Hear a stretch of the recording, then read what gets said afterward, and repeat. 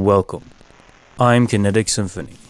I hunt down and report on mysterious and weird, true stories, from glitches to the paranormal.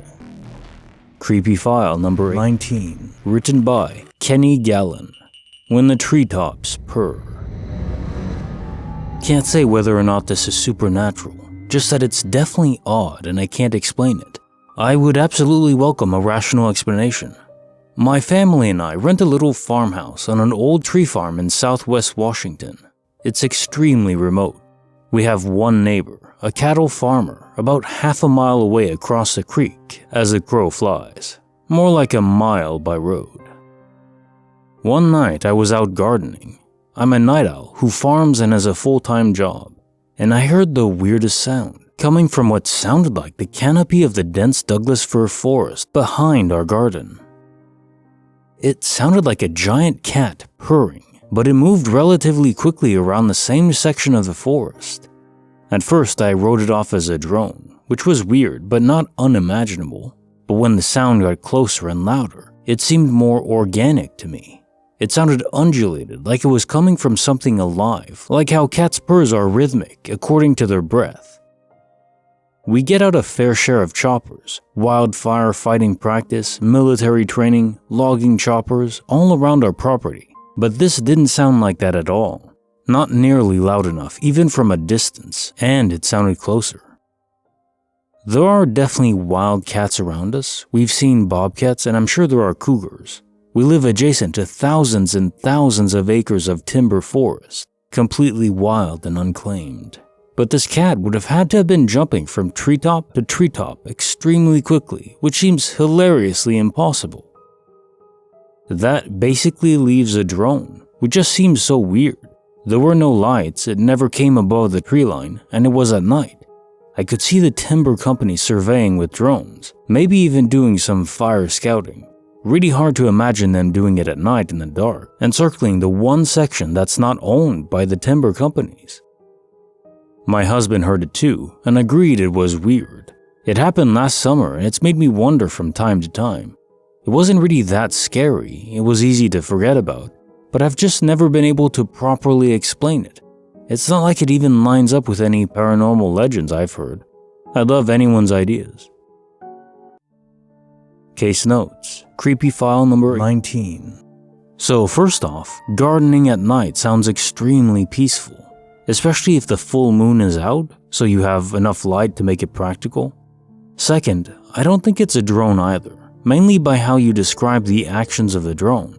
That said, I recently learned that many local municipalities employ drone pilots to scout properties to make sure nothing new was built.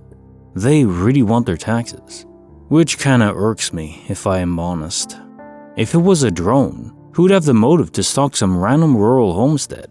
It doesn't really make sense. Just to be safe, I'd keep that home very secure, but I'm sure you already do that.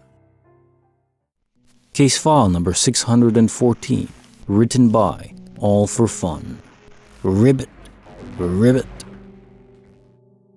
Okay, so this is a dank one, to be honest.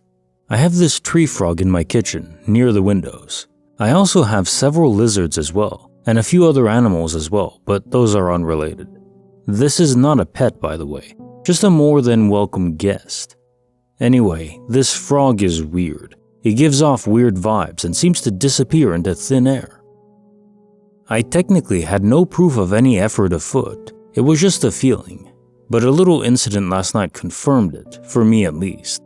I heard a noise in the kitchen, thought it was a rat, and was scared it was harassing the frog. So I go into the kitchen and see the frog in a place I have never seen it before. It was almost below the cabinets on a butter box I had on the shelf. I stared at it in awe because I was expecting a rat. I head back to my room. Maybe around 20 to 30 minutes later, I go to look at it again and get some water. It was not on the box anymore, so I went to get a better look.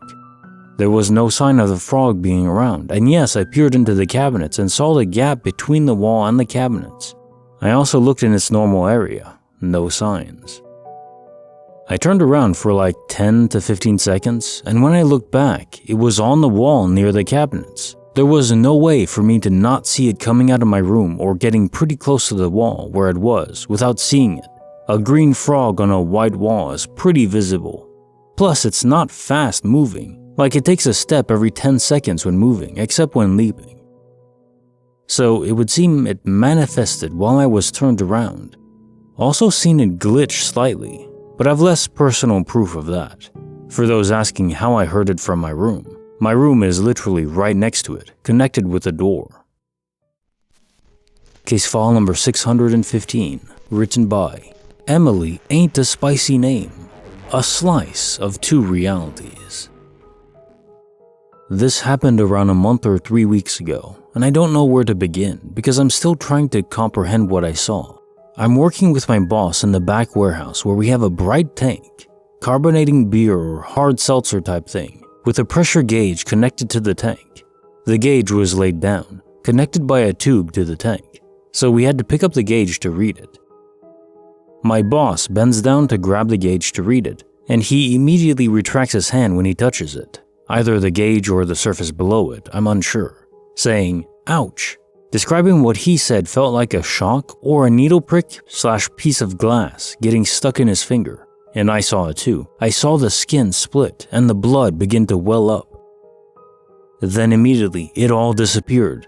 The cut itself was large enough that it would have bled for at least 20 to 30 seconds. Paper cut-like. I could see the two separated bits of skin and blood begin to well.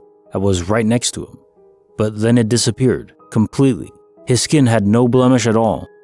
My boss starts to pick at his finger, presumably to remove the piece of glass. Then he, in surprised tones, says something along the lines of, "It's gone?" referring to the cut. Even after admitting this, he's still trying to find glass in his finger.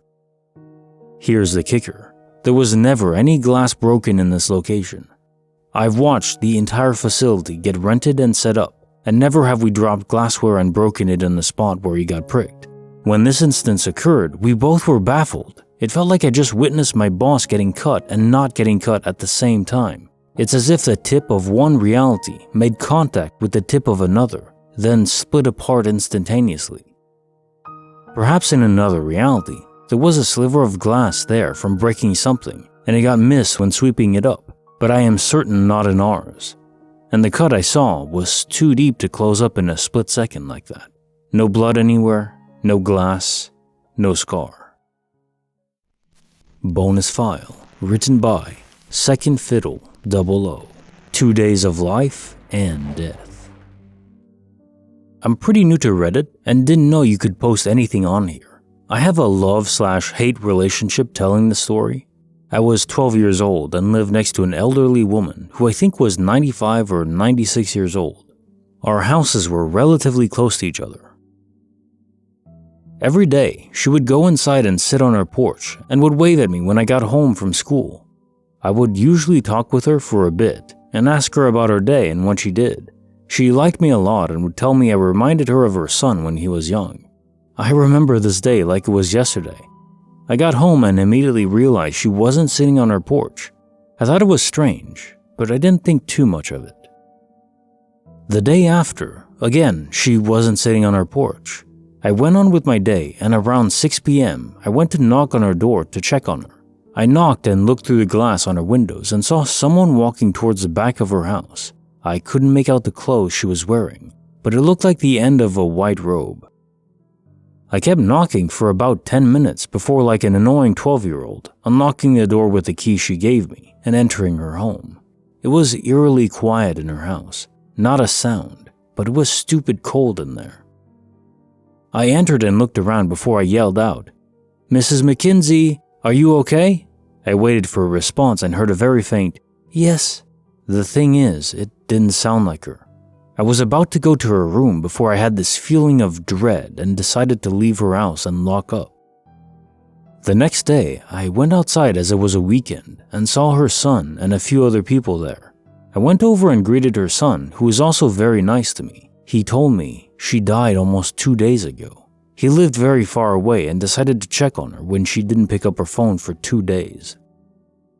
When he told me that, the hairs on the back of my neck stood up. I immediately started asking if he was sure she died 2 days ago, and he said yes.